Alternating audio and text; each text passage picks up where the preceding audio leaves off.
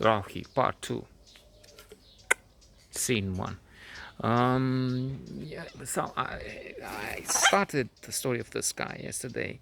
Maybe not in the best mood, or not yesterday. I'm sorry, the day before yesterday. Yesterday we were busy. I was busy in the city, busy.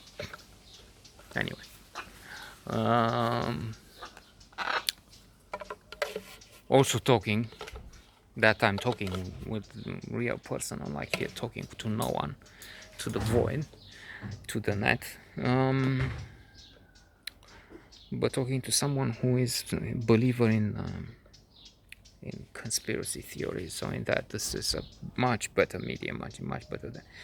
Yes, psychology, positive psychology insists on the need to socialize, and I get that. And yes, isolation, not talking with people is maddening and a killer. Isolation is, I've read somewhere, worse than smoking. But we're not isolated here. We have family and friends who appreciate and love us and tell us, get lost and go fuck yourself every day. Returning to this Jordanian anti-hero, he's not an anti-hero. I portrayed him in a different light, I was thinking, to begin with. Like he's a dark knight. He's not Omar Sharif in Lawrence of Arabia. I'm a river to my people. He's not.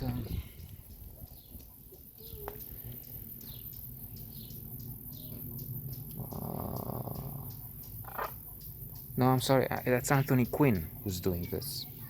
And he's a slightly negative character in the battle for the money. Omar Sharif has a positive, admirable role.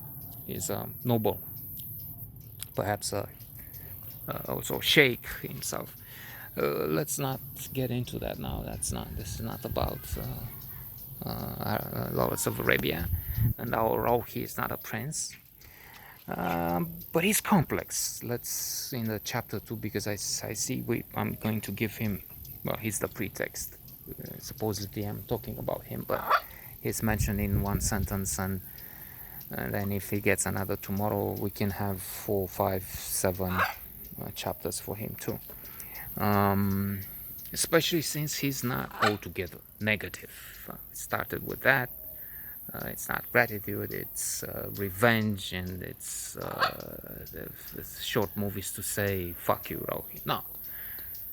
And if he didn't know any algebra, and so he had to, let's say, hire me, even if in terms of payment, I'll get to that, he didn't really pay me, he cheated me in the end. So that's why this animosity. But there is something to say in his favor, and he was superior in something. I was thinking over those past days that I'm pushing him against the wall and making him look as a crook, but he's not such a ghoul, not 100% anyway. He had a way with women, not the most intelligent, clever, good-looking women.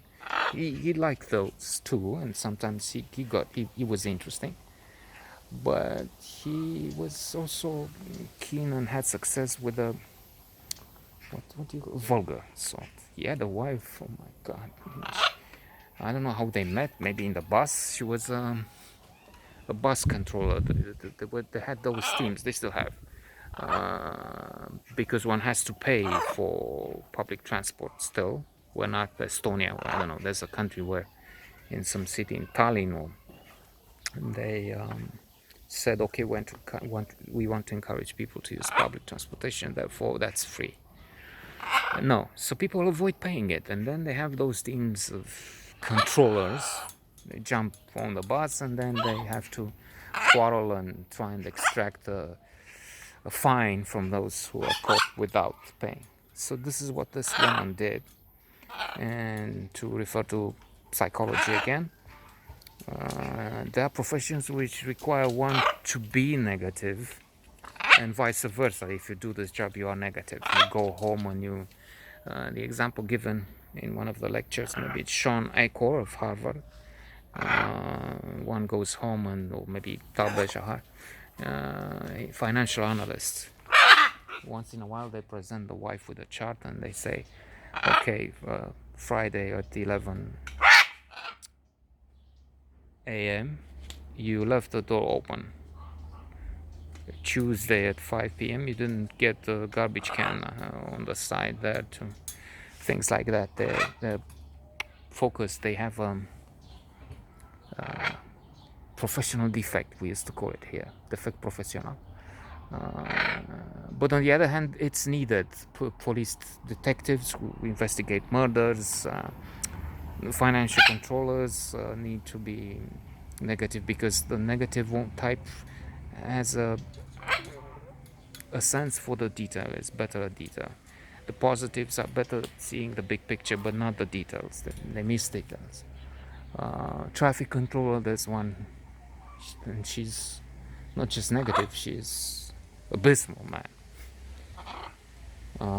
So traffic controllers, and bus controllers need to be negative. So this guy had this wife, and he was trying and cheating as hell, as much as he could.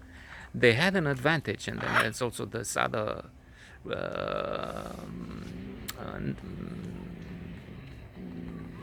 negative feeling towards them. We had them, and we had it then, and then I think it's still for years of, let's say, almost hatred, hard to overcome, if not impossible. So that's, I mentioned Marius, and in this category there was this guy, the Jordanian and Arabians, who were more. So they came, they were studying here, and they had access to the most gorgeous women, because while the natives, us, had no money to hard currency, and well, basically no money of any kind, but not the special money, the greenbacks and the pounds, and to get into dollar shops, or to bring from other countries stockings, cigarettes, coffee, luxury items. And anything was luxury. You queued for bread. So many women, understandably, and men, I'm guessing now, would just, I'm guessing, I mean, there was no market for them, so it's all limited. I mean, but I better watch out for my public of one. But then I don't have to worry. Some of these in the series of my stories, they don't really get attention. I have much more people watching at the movie, notes on movies. There I have 2 watching, and here I have 1, for some 0. They would just be attracted by the little luxuries, stockings, some coffee, some perfume. There you go. Things women need, but then they couldn't get in communism, because you couldn't get bread, never mind perfume, soap. So this guy has some of those, and speculated on some. Let's anticipate. Say from now. I mean, it's not like we have millions hooked to this soap opera of dubious quality, or worse. And I'm giving in the finale here. This is no Game of Thrones. At one point, yes, I gave him some dollars obtained from guiding, because I started working. Not in the first year, not as I had him as a student of me, the student. But a couple of years. And instead of showing his gratitude for his teacher, me, he cheated me. He asked, he gave him $10, and he gave me a pack of coffee which cost 3. I'm surely exaggerating. It's a hyperbole, but if not 4 times, he gave me double the price. And I gave him the money, he brought the coffee, and I said, "This is something." Yeah. And I didn't say anything. Fuck you. I thought to myself, And fuck me, because I mean I was stupid to keep this guy alone, and I should have seen along. I saw the signs, but what can we say? I am a river to my people.